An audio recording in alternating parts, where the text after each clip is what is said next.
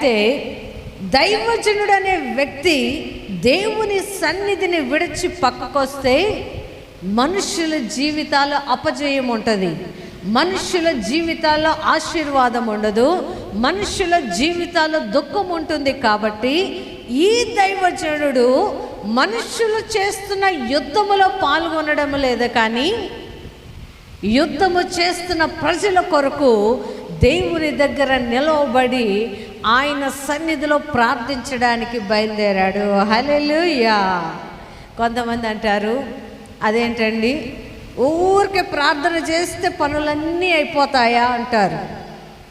నిజమే, ప్రార్థన చేస్తే మనుషులు జరిగిస్తున్న పనులకి ప్రార్థన సహకరిస్తుంది.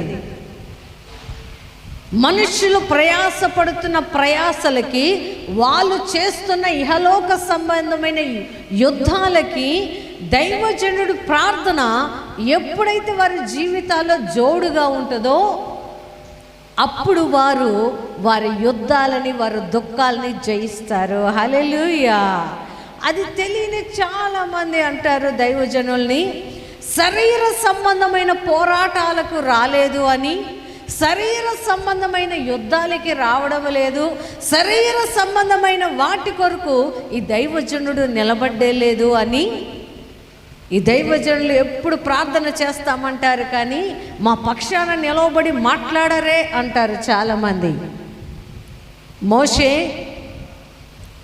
దేవుని ప్రజల క్షేమము కొరకే శిఖరము ఎక్కాడు, కానీ మోషే దేవుని ప్రజలకి ఆశీర్వాదము కొరకే ఆ కొండ శిఖరాన్ని ఎక్కాడు, కానీ ఆ యుద్ధములో ఆయన ప్రాణము పోయిందనే భీతితో కాదు, ఆ యుద్ధములో ఆయన మరణిస్తాడనే భీతితో కాదు, కానీ దేవుడు మోషేకి చెబుతూ ఉన్నాడు, మొదటిగా మనుషులను సమకూర్చండి.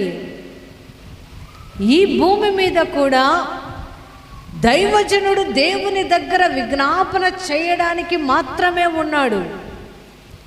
మనుషుల యొక్క కష్టముల కొరకు, మనుషుల యొక్క బాధల కొరకు విజ్ఞాపన చేయడానికే దైవజనుడు ఉన్నాడు.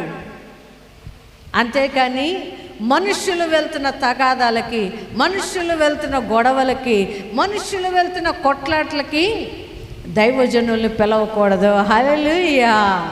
దైవజనుడి పని ఏమిటంట, ఆయన సన్నిధిలో నిలవబడి ప్రార్థన చేయడమే.